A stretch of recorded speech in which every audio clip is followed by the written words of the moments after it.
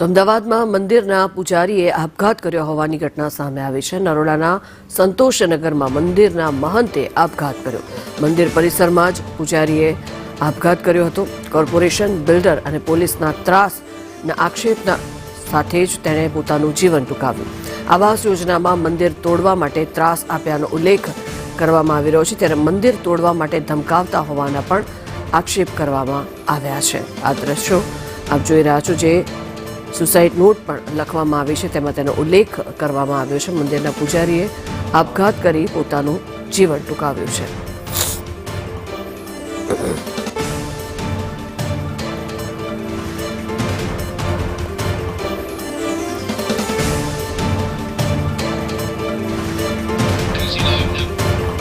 વધુ માહિતી મેળવીએ સંવાદદાતા આયુષી યાજ્ઞિક જોડાયા છે આપણી સાથે।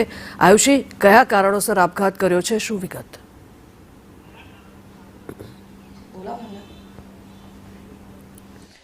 બિલકુલ ઝંખના જે રીતે અમદાવાદના નરોડા વિસ્તારના સંતોષીનગરની અંદર જે મંદિરના મહંત છે કે જેમણે મંદિરની અંદર જ આપઘાત જે છે તે કરી લેતા અત્યારે હાલ વિસ્તારમાં ખાસ કરીને જે ચકચાર છે તે મચવા પામી છે। અને જે પુત્ર છે તેનો આક્ષેપ છે કે મંદિરના જે મહંતે આપઘાત કર્યો છે તેની પાછળનું કારણ છે કે આ મંદિર પરિસર છે તેને તોડી પાડવા માટે અમદાવાદ મ્યુનિસિપલ કોર્પોરેશનના અધિકારીઓ અને જે બિલ્ડરો છે તે અનેક વખત અહીંયા આવીને ધાકધમકી આપતા હતા, ડરાવતા હતા, જેનાથી કંટાળીને આખરે આ જે મંદિરના મહંત છે કે જેમણે સુસાઇડ નોટ લખીને અને મંદિર પરિસરમાં અલગ અલગ જગ્યા પર પોસ્ટર લગાવીને જે આત્મહત્યા કરી લીધી છે। જે મહંત છે તેમના પુત્ર આપણી સાથે છે, તેમની સાથે વાતચીત કરીશું।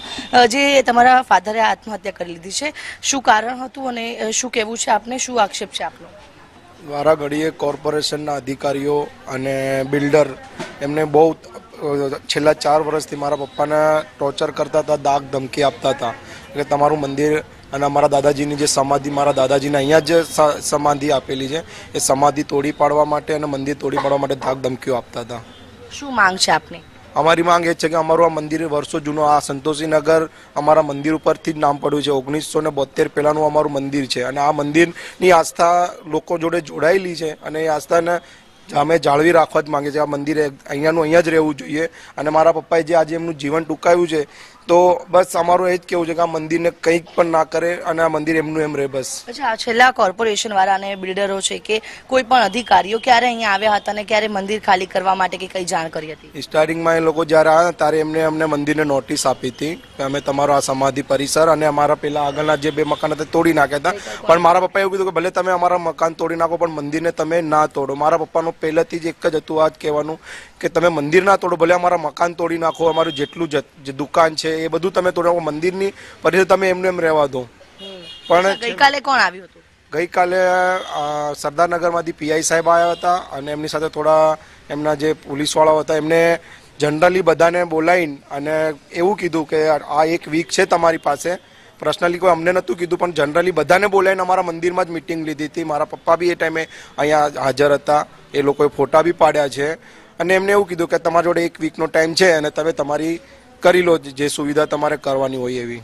બિલકુલ, આપનું શું કહેવું છે? આપ અહીંયા ખાસા વર્ષોથી આવો છો, મંદિર કેટલું જૂનું છે ને ક્યાં ક્યાં રજૂઆત પણ કરી હતી અને આજે મહંતે આ પગલું ભર્યું છે, શું કહેવું છે આપ?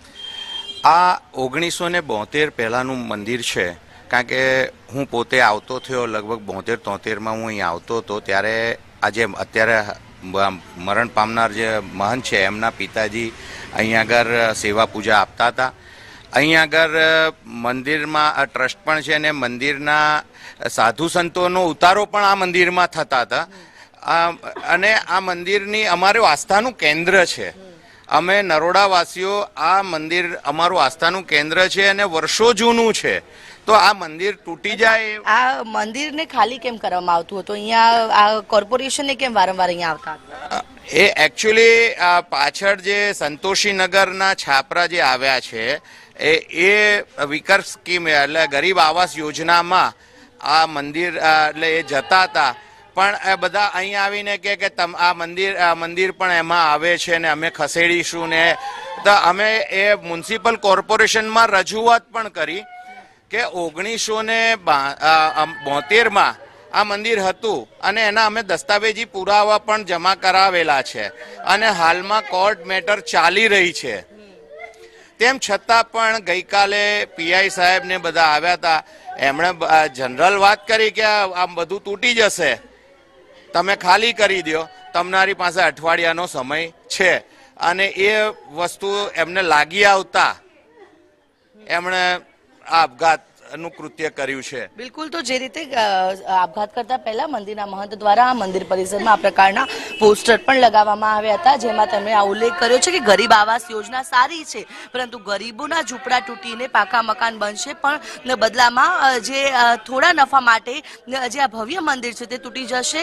અને આ જ ઉલ્લેખ છે અહીંયા કરવામાં આવ્યો છે, અને આ કોઈને નડતરરૂપ નહોતું તેવો પણ ઉલ્લેખ કરાયો છે. અને આ પોસ્ટર લગાવવામાં આવ્યા છે ત્યારે જે મંદિર પરિસરની અંદર જ મંદિરના મહંતે જે આપઘાત કરી લેતા જે આસપાસના વિસ્તારના જે સ્થાનિકો છે તે લોકો પણ જે આવી પહોંચ્યા છે. અને આ મંદિર જે મહંતે તો જે આપઘાત કર્યો છે, પરંતુ હવે મહંતના દેહને ન્યાય મળે તે માટે અહીંયા જે સ્થાનિકો દ્વારા પણ માંગ કરવામાં આવી રહી છે કે જે મંદિર છે તેને ન તોડવામાં આવે. અને આ અંગે કોર્ટમાં પણ કેસ ચાલુ છે. જો કે વારંવાર અહીંયા જે પુત્રનો આક્ષેપ છે કે વારંવાર અધિકારીઓ અને જે બિલ્ડરો આવીને ધાકધમકી આપતા હતા, અને તેનાથી જ કંટાળીને તેમના પિતાએ એટલે કે મંદિરના મહંતે આપઘાત કરીને જીવન ટૂંકાવ્યું છે.